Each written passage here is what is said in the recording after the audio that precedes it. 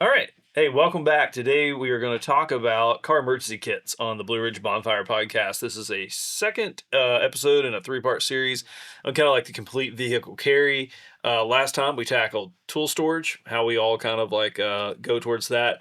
Had some really great feedback in the comments. And speaking of comments, we always appreciate comments like shares, ratings, billboards you take out that advertise our podcast, all those good things. So Yeah. No, if you could do a TV commercial, that'd be helpful. yep. Whatever. Like national, none of that regional stuff. We tried that. That the ROI was practically zero. um, so yeah, Netflix, today maybe Netflix. yeah, Netflix. Yeah, The Olympics. yeah. If you could score us a spot during like the track finals, that would be cool. Yeah. Hey, car emergency kits. What do you guys carry? And oh, by the way, stick around for the end. We are going to have a code word. So, well, not actually the end. We're gonna have a code word summon here that you're gonna need to enter into our giveaway this week.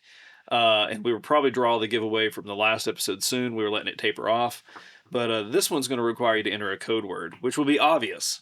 But you got to listen all the way through. This is the first time hearing of it. No. Is the code word obvious now? No. No, it's not. The code word will be obvious when we say it. Okay, I was just making sure because I was ready for the code word to be obvious. Yeah. You were off doing moonshine stuff when we discussed that. Oh, okay. Are we allowed to talk about that? You can say that. That's fine. Yeah. Which, if you don't know a lot about Logan, that maybe raises more questions than it answers. But so car emergency kits, I think for me, I kind of like break down that into like first aid, kind of like roadside emergency adjacent type things. And then as well as like my winter kit, which obviously right now is the furthest thing from my mind. But actually saw that stuff sitting, on a shelf, kind of ready to go because all of its things I strapped to a mule bag. But so do you count rain and recovery in that or not? For me, rain stuff is like always kind of there. Okay, well, I don't know if that's so is most of my emergency stuff. So yeah. And then recovery gear lives in the truck. Like, I mean, whether so is that considered emergency? Yeah. It depends on is it me or somebody else? What the emergency is. I mean, mine changes. My stuff changes a little bit depending on what I'm doing. But okay, so if we're going to talk about what we carry, I just want to make sure I got the right. No, that's a good call because, like, I will admit I could probably flesh out my recovery gear. I try to keep that one in the same vein we talked about with first aid. Is I have enough stuff to match my knowledge that I'm not gonna get myself or somebody else hurt. And my kids only failed me once, and time later told us that there was way more stuff than I could have possibly carried required for that recovery situation, namely a second vehicle. Yeah. so yeah. Hard to pack that one. Yeah, right. When the guy happened upon me, he was like, "I'll pull you out of there." And several minutes later, he was like, "Actually, let me get my buddy. We'll pull you out of there." Like, yeah. Yeah. So Matt, we'll start with you. Start with first aid. Start at the other end of the spectrum. Whatever you want to do. We can kind of maybe go person by person or category by category. So I can go through just a quick. I carry a basic first aid kit on my headrest. Typically, it's kind of one of Rodney's kitted out things. Yep. That's headrest based. I carry a large first aid kit underneath my back seat that is way more extensive, and it's mostly just stuff to re-up the small one. I mean, it's a lot. Okay. It's just extra gauze and extra this and extra that, in case you've got a bigger crisis. I would say I've got road flares. I've got not as many as Rick, but I have road flares. I probably carry half of Rick's road flare. If you said that you had more than I did, I would have to immediately leave and go get more. So right. Thank you. Right. Or at least count to make sure I wasn't lying. Yeah. So no, not as many road flares as Rick, but at least half as many, which is a pretty good number. And then I have fire extinguisher, stays in the back seat. And I mean, we've talked about tools. From there, I my basic recovery stuff is very minimal. Right, I have two soft shackles and a strap that just lives in the truck all the time. Yeah. So that's day in and day out use. So whether I've got to move a tree out of a road and where we live, that's not an uncommon thing. Yeah. I mean, whether it's the driveway or the road, I've probably snatched 3 trees in the last 6 months. Yeah. I'm trying to think of what else. I mean, we talked about some winter stuff. Obviously, in the winter, the wool blankets in there all the time. Yeah. some rain gear's in there. I'm not real good on the rain gear part at the moment because it's summer. I get more serious about that probably. I mean, there's like a rain jacket and extra socks and some things like that, but not a ton. Yeah. Come winter, I'll have pants and right and more, and an extra puffy but my wool blanket and the rain jacket lives in a pouch again underneath the back seat, pretty much full time with my strap and 2 shackles, and I guess EDC. I'll head into EDC if I'm not careful. I was thinking the same thing. Like some of the things are very adjacent, and I would especially like say this. 50% of the time there's probably not 50, 25% of the time there's a chainsaw somewhere. Even if it's a small battery chainsaw, mostly same. if we've got storms kind of in the area, I'll throw that because I think that's the one thing that keeps the trees from falling in the road. Because every time I don't have a chainsaw, there's a tree in the road. They know. Yeah, that's when they give up. Right. That's how you keep them out of the road is keep your chainsaw. Yeah, I think that's probably. I mean, I have winch controller and that kind of stuff recovery wise, in the truck. But most of the time, a snatch strap is my. I can throw a rope around something and drag something out of the way. And that's where my recovery gear is used 99% of the time. Oh, yeah. As a daily driver. Because that's the way I'm thinking, my daily driving stuff, that's all, this is kind of my DD stuff, not my, I'm going to go out for the weekend or week or 2 weeks or whatever it is. Yeah. No, I mean, same there. Last time we were in Tennessee, we're selling the row house down there. Giant sweet gum in the front yard once again had dropped a limb, and normally they just fall out. I can cut them up, whatever. Yeah. This one had like perfectly wedged between 2 other limbs that were going opposing angles, so this thing was almost vertical. And I thought, okay, time for the strap, and it wasn't even that big, like diameter wise, just long, But actually was able to get underneath it, and kind of once I got the skinny end started, it slid out. Yeah. But I've used it to pull limbs out of trees before that were like tangled up, because you're doing that by hand. You want to make sure you can get out of the way, because sometimes they go from being stuck to unstuck very quickly. Yeah, faster than you can escape. Yeah, and it's amazing how heavy say an 8-inch tree is. No, I think I'm in a really similar spot. Honestly, like recovery gear, got a good strap, and I think I've got like 4 soft shackles, just because probably at some point I picked up 2 more. And threw them in there. Yeah. I do keep some traction platforms in the back. I've got 3 because there was a mud hole so bad one time I said forget it. The next guy that wades through there can have it. I've never carried traction boards along. That's not a. For me, they've come in handy a few times, and honestly, it's been like, well, one of the funniest was when a friend in a 4-wheel drive SUV with street tires got stuck in a friend's yard that was like tall grass and wet. And they were like, "Oh, we're gonna have to pull them out." And I was like, "No, we'll just throw like 2 of these underneath it." That's where my favorite use. But even come down Sheep Creek one day when one of the culverts had blown out, and I was like, "This gravel's really soft. I'm just gonna, instead of it being an 8-inch drop, I'm gonna cut it in half, and then also be sure I'm not gonna sink anymore." But they live in there. They're up against the bed. They're not taking up a lot of room. Yeah. Emergency gear. I've actually got some old small Velcro pouches on the back of my seat back panel that you got that before I was here you guys made. They're perfect for space blanket, so I've got a space blanket in there. Okay. And then first aid wise, I've kind of taken a split approach. For years I've had a headrest first aid kit, and just recently upgraded to the new one. Actually, one of the few things when we come out with a new model. So I've got a tourniquet, chest seals, kind of like the big stuff in there. I've got a small pouch on the front, which is Band-Aids and everything, but actually got one of these kits from Rodney that we were talking about, which is his EDC organizer that we make, and keep it just in the console with another EDC pouch that's definitely more truck EDC focused. But this thing's super handy between like some of the dressings, the medications, the sunscreen. And what I like is that if I'm on a hike and I realize when I get to the trailhead, like, oh, I forgot a first aid kit, I'm not going to pull my headrest first aid kit off. Like, that thing's pretty big and pretty, holy crap, emergency focused. I can throw this in my backpack and kind of have all the little things, The only thing I did is I took the chest seal out of the back that Rodney has in here and stuck it in my other kit. Mostly just because it didn't fit my console well with the other pouch when that was in there. It's kind of a boo-boo kit, but also it's way easier to carry if I need to get away from the truck. Yeah. And I'm a big fan of redundancy when it comes to tourniquets. So now I always have at least 2 in the truck, and there's usually one in my everyday bag. So I've got 3. Or I should say there's always one in my everyday bag. So if I've got an everyday bag with me, there's 3 in the truck. And then, yeah, a bunch of road flares, you know, two, 3 packs, full length, quality, marine rated. You never know when you might need to build a blockade of vehicles and then set it on fire to limit access on a major highway. Right. You won't ever know. You won't ever. Yeah. Not predictable. Could be never. Could be the next time I give you a ride home.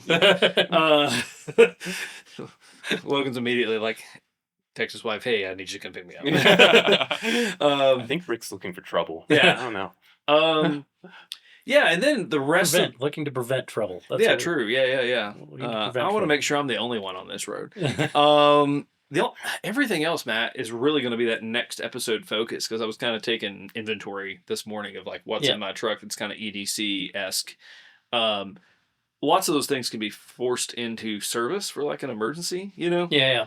I would say the same thing. I have a bunch of... And they're redundancies. It's like stuff I've got in my work bag or things I've got on my person. But if one craps the bed or I lose it, I have an extra, So. Yeah, there may actually... And I don't know if it counts as EDC or not. There's probably a silky saw in my truck somewhere too. Yeah. But I prefer not use anything that doesn't take at least 2.5 gallons of gas or has an on switch. I will say a silky saw, because I'm like you, like the battery powered chainsaw, things like that. But I will say that if you don't want to keep a chainsaw in your truck all the time, your rig, like a silky big boy, folded up, takes up no room, and especially when they're new, they'll cut. They cut. Yeah, They'll cut you. Yeah. Yeah. So they're handy. That's a good size. I mean, you can cut some big limbs with the big. Yeah. If you were in a crisis and couldn't get home because of a storm, because that's the kind of stuff I think. Yeah. I think that's the kind of stuff that you need to. Or at least that's the kind of stuff I sort of prepare for in the vehicle is, what's going to stop me from getting home? Yeah. And, at least where we live, that's typically down trees or somebody's got a problem and we're looking to help them. Yeah. Or there's an accident, that's the kind of stuff that I'm prone to in my daily driving stuff to have in the truck. Do I need to pull something out of the way? Do I need to help move something? Does somebody need help? Do I need help? So that kind of brings me to my final. I also keep massive jumper cables in a mule bag. Like if you know our mule bag, that's probably a good way to show you. Mine are like heavy gauge, 10 feet long. When they're rolled up, they barely fit. I mean, they hold. The mule bag is filled out pretty well. Yeah. So as I say that, I have. Yeah, I have a pair of single aught 10 or 12 footers, big, long, single aught that I could weld with. Yeah. If needed. Not that I have welding rod in the truck too, but maybe a couple. 1 or 2. Yeah. I mean, just in case. You never know. Yeah. And then I guess the only other thing I would say is I've got then a compressor, because I kind of look at that as like, again, not an emergency for me, but if something come up on somebody, So 9 times. I mean, I use my compressor constantly. So, but I have a little. So I run a lot of DeWalt 20-volt stuff. That's that's the ecosystem I'm in. I'm not anti-Milwaukee necessarily, but because I have some of that too. But the majority of my stuff happens to be DeWalt. But I have a DeWalt compressor that I throw in the truck. Yeah. Probably 9 days out of 10. It's sitting in there right now for sure, and not. Yeah. And typically I've got a trailer tire down, or I've got a tractor tire that's gone low, or whatever, and I just need to grab it. And that's definitely in the camp for me of like, it's not really emergency gear for me. It's just always there. I've got a Via Air P88 that I've had for years, and multiple times though I've had people, with a slow leak in the parking lot. And it's like, hey, at least I can pump it up and you can get to the tire shop or something. I will say one of the things that I missed that the Suburban had, I had a York compressor on the Suburban that it would pump shit up. This is not that by any stretch, and I probably need to get something figured out assuming this truck stays. And it stayed for 2 years, so I don't know why I keep saying that. So it might not stay. But I'm in the same place with the Z, quite tangent. And I think this would be a good time to say that the code word is Colorado. Oh, so we'll have a link in the description for a giveaway and on the YouTube. Can we do that on Anchor? Can we put a link? Yeah, in the description. Okay. I think so. Anyway, if you're listening, go to the YouTube video, then you can click it and then put in your info and then put in the word Colorado. If you don't put in Colorado, I'm just gonna laugh at you and point at the screen. So yeah, I think I'm gonna keep it. And I actually had a thought the other The day. word is Colorado. Yeah, Link yeah. is at the end. I just want to make sure I understand how to play because I don't want to miss out. You can't win that. You own the company. Oh, right. What are we giving away? We got to figure out that patch thing. That's your job. Yeah, The first couple bonfire patches. Yeah. We're gonna do a bonfire patch. Yes, we Which will have is- that figured out yeah. shortly. I know you've got your deck drawers. Don't love them. I've thought about deck drawers, but they're kind of heavy and they take up a lot of room in the Colorado, the ZR2, like height wise. I'm really kind of leaning towards a cargo glide or a bed slide or whatever brand. Just to be able to get things in and out easier. And then also, I will soon be probably going back to the fridge and the bed versus the seat delete. And instead of doing a slide, I think I'm just going to instead of doing a fridge slide, I'm just going to stick the fridge on a cargo glide of some sort. So, I don't know. I mean, I don't dislike my deck drawers. mm, They're not particularly efficient. Yeah, especially as holding stuff. the version and size that you have, I think. Yeah, I have the older generation. The newer one, I've thought about changing to the newer one. Like I said, I don't dislike them. Yeah. They're fine, and for what they are and what they cost, Yeah. like they're hard to beat. Yeah. And The reality is, if that truck's going to stay, it needs to have a flatbed. Yeah. And once there's a flatbed, everything will change. Yeah. So my problem is I have this sort of love-hate relationship with the truck in that I really like it, but it gets 11 mile a gallon, and that drives me crazy, especially when I get into my, I have I guess the other one's 2006. Oh, yeah. 2006 Dodge. Back seat is not big enough, and it's two-wheel drive, but it gets 20-something. Yeah. Well, that was a good tangent. And speaking of bad gas mileage, I think the thing that gets worse gas mileage is a motor that's blown up. Hey, Logan, what do you carry for emergency car kit when you have a car? I have no car, so I got nothing. Yeah, what did you have that you? I know obviously you should add a extra engine. That would have been helpful. Yeah. It's hard to figure out how to pack that though. And a cherry picker, just take it out. And a mechanic. Yeah. Bring a mechanic with you. So I don't have really an off-road vehicle at all. So as far as like recovery stuff, I don't have really anything. I have general I've got a full, small auto toolkit that I keep in there in case I need to do basic stuff.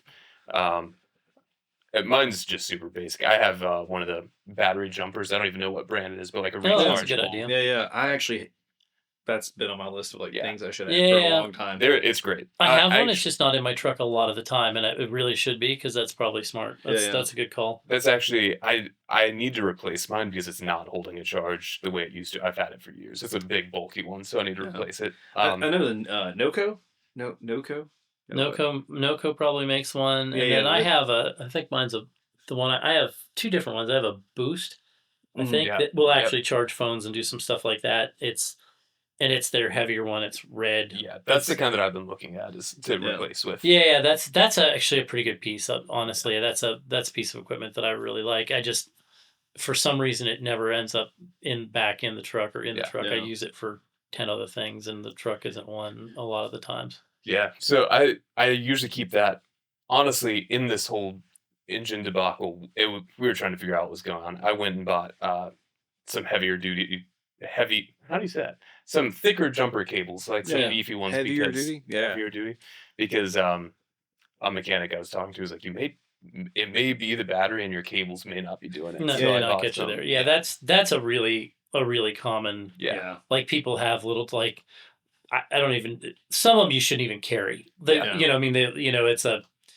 a number 10 wire, a number 12 wire, and something stupid. I had a student or an 8 once gauge, and then it has a half an inch casing around it to make it look like it's a wire. Yeah. And it's all bullshit. Yeah, you need alligator clips that you can use for grip workout. Yeah. And like I said, something that when you're thinking about wire gauge and wire gauge goes backwards for those of you that don't know. So 14 is substantially smaller than 0. Yeah. And when I say single aught, that would say 0. Yeah. And you can get double aughts and triple aughts and you can make your own out of welding cable. That works really well too, like ground wire for welding cable. I've made some like that. But yeah, so I got that stuff. That's kind of, basic toolkit, and then battery jumper, now thicker jumper cables. With tire patch kit. Oh yeah, I've that's got a good call. tire. Yeah, I've got one of those plug too. kit. Yeah. Yeah, I keep It's in with my like hoses for the compressor. Yeah. So yeah. Yeah. So that's kind of it for my like car stuff. You know, Plug kit's handier than you think. Plug kit without a compressor is kind of useless, but uh, thinking of things you should add to your kit. I definitely that would be good to add. First aid kit. Anytime that I've used. Oh well, I'm not. Yeah, that I was just talking about car stuff at this point. So okay. I'm sorry. Yeah. A compressor would be good. Anytime I've used the plug kit is like I've got a slow leak. I have never had to use it on a catastrophic, failure. Yeah. It's like I come out from where I was working before and like, oh, I think I lost some air. Find it, plug it, take it somewhere to. See, normally with that, I would throw the compressor on it and then take it to a tire shop and Yeah. say, "Do this right." Yeah. And then, so normally if I'm doing it, it's like, oh, I've got a hole. Slightly I've off. got a hole and there's no air left, or at Yeah, least the yeah. bottom side's flat. Top side looks good, but the bottom side is flat. I've driven for a long time with a plug in a tire. Oh yeah, no. Yeah, no, I'm not. I'm not. I don't have any issue with that part. Yeah. And there's some really neat new plug kits out there. The one that we saw them at Moore. They have one that like kind of mushrooms on the inside. Oh Yeah. yeah. I forgot about that. I don't remember the name. I of don't it. have one that I've seen- fancy, but yeah, I I've really seen should be those. looking Yeah. at that. And I keep a couple extra valve stems in there, Yeah, like I the think- emergency valve stem replacers, because we were just actually on a trip. We were in Iowa with a horse trailer at the like junior high national finals, and rode up there with a friend of ours, and both of her she had valve stems that just like let go. Like, On the trailer. no, these were on the truck. They had gotten the tires replaced and they hadn't replaced the valve stems, and they were bad. Anyway, so the compressor was very helpful because we were able to get it back up, get it to a tire shop, that kind of thing. Because I had thrown my compressor and my kind of at least a small box of shit out of my truck, basically. Dude, that's the worst, going on a trip in a different truck with somebody. Yeah, well, I just threw everything in a Pelican case and threw it in the back of the truck. Yeah. Through my kind of emergency gear. So I have to admit they're pretty well kitted. It's not. I was gonna say that's why I don't mind to drive across country with you, but there's a lot of people I'm like, no, I'm good. I'll drive. Yeah, yeah. She is pretty well kitted. Her husband is a Heavy machinery. yeah, heavy equipment operator and mechanic, and so like there's accidentally everything in the world you ever need to do almost anything in that truck. Like I said, I just threw a couple. I don't think Beth handful of listens things. to our podcast, but sometimes there's a bunch of cacti in there, and you got to watch where you sit or put your hand. That's true. Yeah. I've been in that truck occasionally. where it was like a minefield of cacti. like rolling down a canyon. Yeah, at night. Yeah. Yeah. Yes. Oh. And she probably doesn't listen to the podcast. Yeah. That's correct. I don't know if the statute of limitations is up on that, so I don't know. I wouldn't. Yeah, we're not going to get into Yeah. where the cacti are I was from. gonna say where or these from. being smuggled from Yeah. elsewhere. No. I don't know. Smuggle's the right word. Yeah, I'm not sure what. I plead the fifth because I only saw them in the truck. I Yeah, don't same. know. Almost settled one. It was in a bucket. But yeah, then as far as first aid, I mean, I've got just a general first aid kit, probably about this size, not much. I mean, probably smaller than a headrest, but something like that I keep in my center console. So have you ever opened anything in it? Oh yeah. Oh, okay, Yeah. that's good. Oh yeah. That's always my Actually- favorite. Like, yeah. Actually, to be totally honest, what you guys were saying about the about toolkits on a previous episode, I kind of feel that way about my car first aid kit. Is like something goes wrong, like I cut myself or something. I at least know where it's at in my car. Like I may not be able to find a Band-Aid inside for some reason. Right. yeah, But in that's your true. car, you Car, can. yeah, Yeah. No, 100%. So, I've got that, and then honestly, I grew up in West Virginia, and I'm here now, and so similar to you guys, like you come across trees down, whatever. I just have never had it. I don't have a vehicle large enough to do a lot with that. Yeah, sure, and so for me, when it comes to like emergency, since I don't have a vehicle that I can do a lot of that stuff with, it's like, okay, how do I get somewhere to call someone to get help. Yeah. whatever. No, So I absolutely. have muck boots, those extra shoes, a raincoat, stuff, Yeah. so that I can. Well, I was gonna get say, somewhere even from that, comfortably. man, just being out. Yeah. I've been out and just like, you downpour in the summer, it's over your ankles, your shoes you were wearing are flooded. Like having dry Yeah. shoes for the rest of the day are not half bad. Yeah. So yeah, Yeah. mine's pretty basic. It's basically general tools, general first aid kit, some stuff to get someplace if I need to, and stuff to stay dry. That's Yeah. kind I of mean, it. and it's interesting you say that. Like, I think kitting, it's, we talk about first aid and kitting for what you know how to do, right? Kitting for your skill set makes a lot of sense.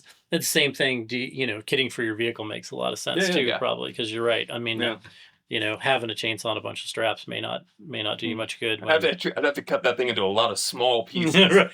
Chainsaw might be handy, I guess, Yeah. but the actual, for sure, your Hyundai Yeah. with the blown motor, Not you'd have to gonna- push it. Yeah. Yeah. Yeah. I will say that going back to it, like a silky saw wouldn't be a bad thing. Yeah. You know, like I did actually at one point have some more just random tools in there. But yeah. Yeah, that's I've got a buddy that does a lot of backpacking in the National Forest, and he actually got a silky saw to take into like campsites where you can collect anything on the ground. But the problem is all the stuff that's like movable has been taken. So they started taking silky big boys, him and his buddy that he goes on trips with. But he actually talked about how it came in handy, And again, these guys aren't off roaders, but they come around the corner and there's a tree down, and the trailhead's a mile down the forest road. Oh, we'll just cut it out with the silky saws. Yeah. Plus, they have some epic fires at their backpacking sites now because they can cut like 12-inch rounds. Yeah. Yeah. So. Yeah. Stuff that's not down, but not carryable. Yeah. Because everything else has been picked over. Yeah. around Anything these. that can be carryable is picked over. So now they get it going, and then they've got I was literally on a trip with them, and it was wintertime, and there were some other people at the site on the Cumberland Trail, and you can collect anything that's down. Well, everything that was like of any size had been snatched up. Well, there was a giant, just right behind the campsite, tree down, and we cut up 3 or 4 probably 12-inch by 16-inch rounds, got a fire going, and kind of got those guys going. Wintertime backpacking trip, so it's dark at 4:30. We had a fire for like 5 hours. So. Yeah, no, that kind of stuff is handy, and I think people forget, or maybe live in places where they don't need that. I don't know, but I think having some of that stuff makes a lot of sense. And like I said, some kidding on your skill. Yeah. If you've not run a chainsaw much, probably leave your chainsaw at home until something you get we some didn't time touch with on it. A good jack. So I've got a that's something I need to add. I got a safety jack because like a regular bottle jack is useless with my truck. And again, that's honestly been more or handier for other people more than me. I helped a guy a couple months ago had a very old tractor and a very old trailer that he had bought from a guy, and the tires were also very old.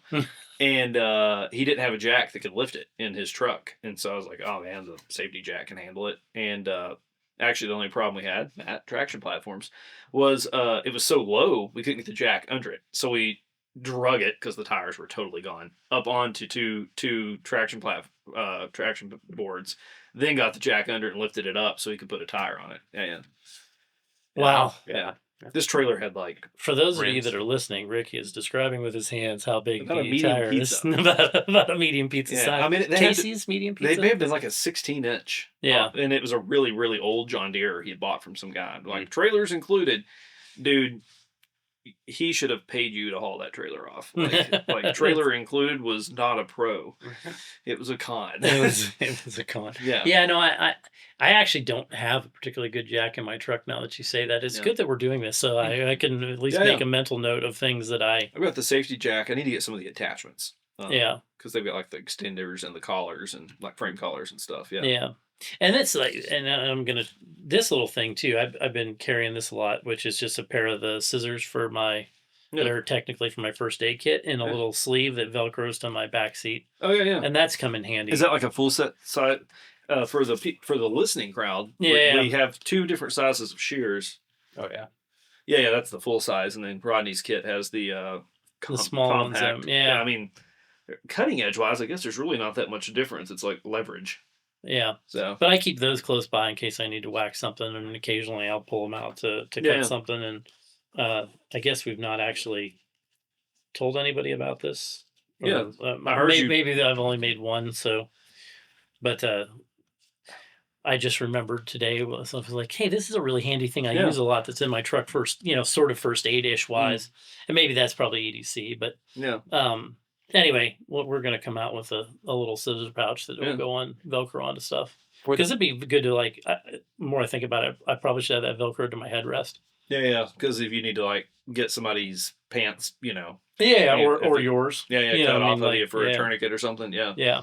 That's a good call because those are in there. My other pair are in my headrest first aid kit, but if I can grab the tourniquet, but I can't get the scissors. Right. Nah. It doesn't do you any good. So that's something I think that I've kind of incorporated into my Yeah. stuff recently, first aid wise, that Yeah.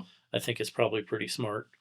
For the purpose of this, I feel like you said that's maybe EDC, but you may carry trauma shears like in a backpack or something as EDC, but for the purpose of what we're talking about, I feel like, I mean, maybe you said you were using it on random stuff, and my thought would be like, it's something that is there for the emergency. Yeah, right? no, You know what I 100%. mean? Yeah. You're not, Because those suckers will cut a pair of cards Yeah. like butter. Yeah, well, Yeah. I mean, they'll cut wire, they'll cut, Yeah, they'll cut all kinds of stuff. and just in general with all this stuff, it's like I'm not getting a tire patch kit out every day. Like that's a Yeah. the Man, if reason you that's are- emergency is because If you are, you got to quit buying Yokohamas. Like, Yeah. I hate Yokohama tires, guys. You tell them I said that. I'll let them know. They're made out of butter and hope. Like, Butter and oat. yeah. They're meant to be tacky. Yeah. I don't know. I've not had Yokohama. Yeah, Brandy so. Subi came with, and oh my god, I've never plug kit wasn't EDC back then, man. I just kept it slung on my front, Really? No, With God, that yeah, much trouble. yeah. Liz had like Yokohama hacks, I think is what they call them. So this was actually that was a winter tire when we lived in Ohio, yeah. and that was a good. I mean, that was a good tire. The irony was the Yokohamas she had were like only available through like Subaru, like it was like a special tire. It's like That seems so when we went to the to the tire shop, it was like, oh well, we'd have to get these for the dealer. I was like, God, no, anything but that. Like right. we'll duct tape some flip flops from the dollar store around the wheels before we do that. Yeah, I will say also that's when I learned that, man, well, one of the best parts about driving a lifted vehicle is that you don't have to take the tire off to patch it. Maybe roll it or over to like an easier place to access it. But on a cross trek, you pretty much do every time. Because you can't get to the back side of it Yeah, easy, yeah. or the top back, or the No, that's probably true. Whereas, like, one of the worst, I actually, like in January on a fishing trip one time, ran over like a fence staple and literally got out at the river at my Tacoma, shut the door, and was like, what's that hissing noise? Awfully cold for snakes. Oh, no, and pulled the staple out, was still losing air, and patched it, right there, just like squatted down next to the truck, put a plug in it, was good to go. Rolled on. Yeah. Well, I think that's probably all the fun we got. Yeah. So I was gonna say link- first aid. We got some great videos recently with Rodney, Overland Medic, talking about like things that people. We'll put a kinda link to tend those in forget. the description or on the something. Logan will do something be fancy links. there. Yeah. Yeah. Something fancy with our other videos about first aid, and we've got probably some recovery video stuff. Yeah. Mm-hmm. That is worth. And then for the next entry, we're going to tackle truck EDC. We'll have some like complimentary videos before that. Your visor, your console, your door panels, kind of things like nothing like model specific, but like, yeah. The stuff that you probably are grabbing a couple times Yeah. a week for some reason. Yeah, no, for sure. I have. Yeah. Or the things that tend to walk off, like tire gauges. Like I actually keep that in my visor because if I put it anywhere else, the tire gauge gremlin comes and gets it. Yeah, we should say that for our EDC. Yeah, that's the teaser. Tire gauge gremlins and how to fight them. Tire gauge gremlins and how to fight them. Yeah. I think Jason could probably make that graphic. Yeah. That'd be fun. Yeah, tire gauge gremlins, how to fight, how to do battle. Well, good deal, guys. Thanks for listening, and don't forget to rate, review, tell your friends, share it to at least 3.5 people. Yep. Yeah. So we We'll see appreciate you it. next time. Okay, so. Yeah.